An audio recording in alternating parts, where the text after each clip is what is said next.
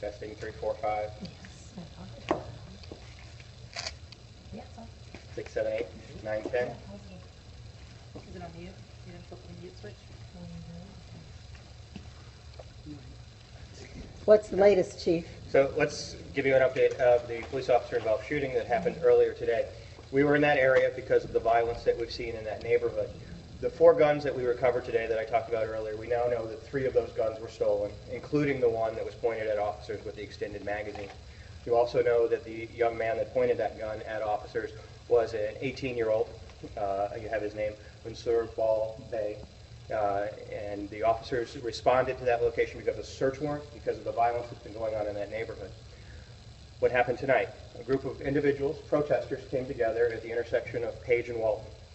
As they were there, they blocked the street, and after repeated requests from police officers to clear the intersection, we started to make arrests. We made a couple of arrests, and people moved to the sidewalk, and peace was restored. As officers left the area, and the group came back into the street, just as the officers were about to respond up to make a few additional arrests, the group started to march. They marched into the Central West End. They marched from the Central West End to Kings Highway, blocking Kings Highway, and ultimately back to the intersection of Page and Walton. At the intersection of Page and Walton, they blocked the intersection. As officers approached them to ask them to leave the intersection, glass bottles started to be thrown at officers. Bricks started to be thrown at officers. Officers had to use shields to protect themselves from the objects that were being thrown at them. We should have video shortly to give to you to show you the types of objects that were being thrown at officers. At that point, after the crowd ignored repeated requests to disperse, to leave the area, we gave them directions to leave the area. We told them it was an unlawful assembly. Inert smoke was used, smoke like you would see at the 4th of July. After that didn't have any effect with the crowd, CS gas, tear gas, was deployed to clear the intersection. Peace was restored after a total of 9 arrests. So 9 individuals ranging from charges from impeding the flow of traffic to resisting arrest are now in our custody.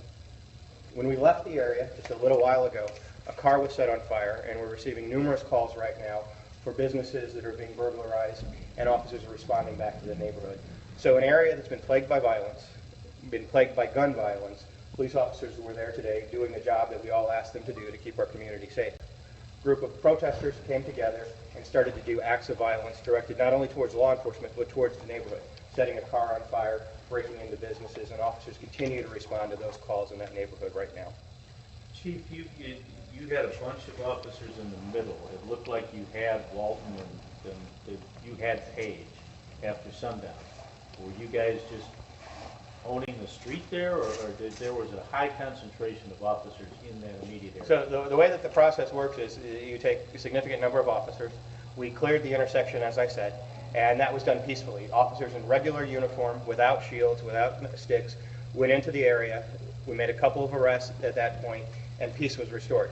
Officers left the area, and as soon as we left, the group came back into the intersection and began to march. It wasn't until later in the evening, when they marched through the Central West End, along Kings Highway, and back to Page and Walton, that they took over the intersection. As officers approached that time, that's when glass bottles and bricks were being thrown at the officers, and they had to block them with the shields that they had. A few local politicians made visits there, I think Mr. French and also State Senator Nasheed. What are they telling you about who these people are and what their demands are? Well, I've talked to Alderman Kennedy, whose ward that is. I've talked to Alderman French, and I've talked to Senator Nasheed. They're all trying to keep peace in that neighborhood. But what we've seen are individuals that want to have notoriety for their acts of violence. Again, police officers are in that neighborhood because it's already plagued by violence, and we're committed to that neighborhood. And a few people that throw glass bottles and throw bricks and set cars on fire are not going to impact the quality of life in that neighborhood. We're committed to it. Do you feel that by showing up with that number of officers that might have antagonized the crowd that was there, as they say, to peacefully march and protest this? Well, I think that we have to look at the bigger picture. When individuals stopped on the Interstate 70 and blocked traffic, it was okay for police officers to make arrests. We're here, traffic is being stopped. They're not standing on the sidewalk. They're impeding traffic. They're marching through Kings Highway, which is a major thoroughfare to the area's trauma center. they're impacting people's lives. And so I think there's a line that gets crossed from peacefully protesting, which we will support. Anybody that comes together with a message, it's our job to support them. But when the law is broken, I think even all the elected officials, Alderman French, Alderman Kennedy, Senator Nasheed, says that when laws are broken, police officers have to do the job. Take us back a little earlier today. You've talked about why you guys were in the neighborhood today with some of the recent crime. Can you be more specific about the search warrant, exactly what you were looking for in that house? Well, I think in the search warrant, what you found were guns and drugs, and so that's what we were looking for in that house. Neighborhood where the business just next door was shot. People in the building were shot at earlier this week. A homicide just a couple of blocks away. The gentleman from the Tuskegee Airmen who had his car stolen. Certainly, and I didn't mention earlier today, but the 3-year-old that found the gun under the pillow in his parents' bedroom and shot himself. Certainly, guns are prevalent in that neighborhood.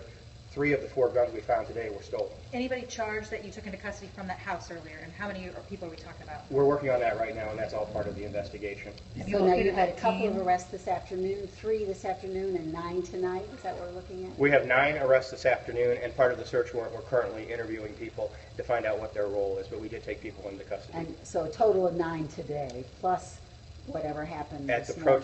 protest, 9 arrests. Have you located that team you guys were looking for? We have not yet.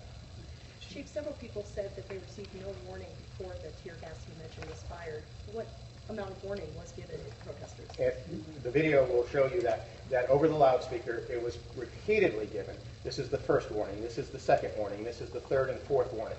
So the people that didn't hear the warnings weren't listening for the warnings or chose to ignore them.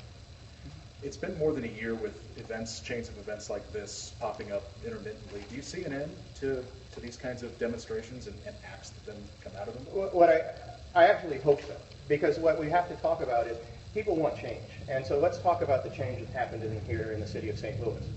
A Citizens Review Board has been passed by the Board of Aldermen and signed by the mayor. Court reform has happened. We don't issue bench warrants for not paying your tickets.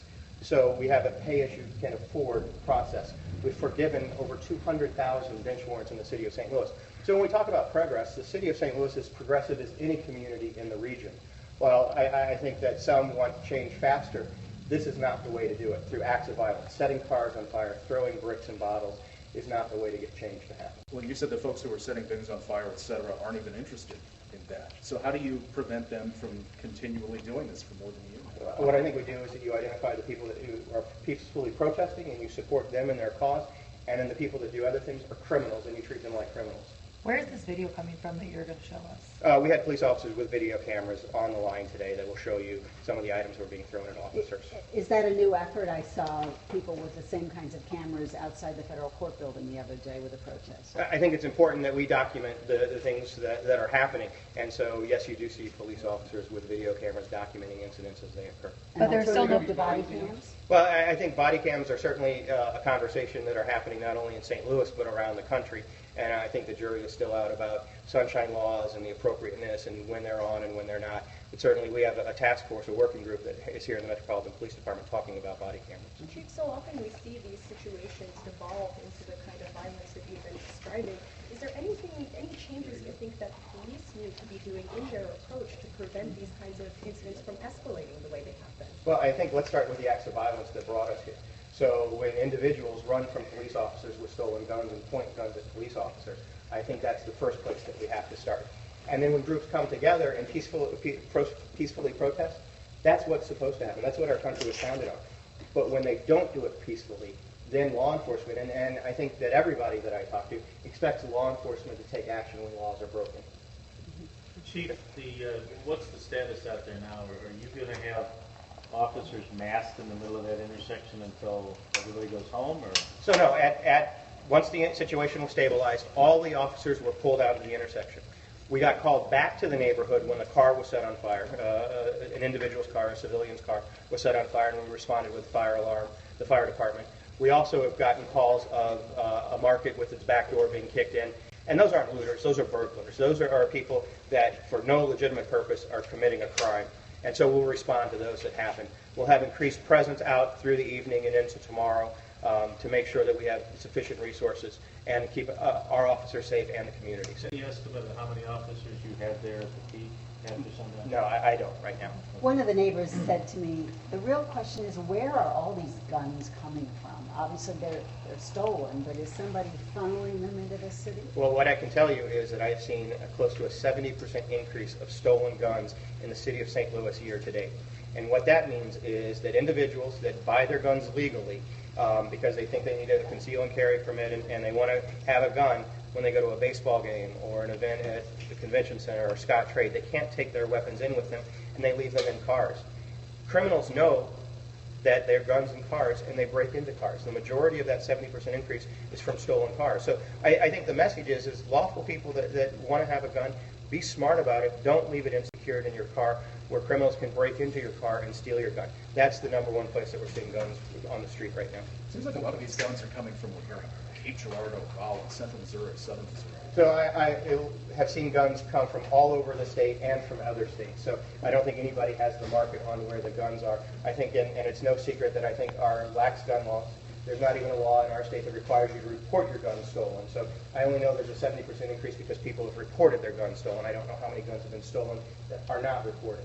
I think the ability of conventions, trade shows, gun shows, where you can go and swap guns without background checks are a significant loophole. Urban areas like St. Louis, like Chicago, like Washington, D.C.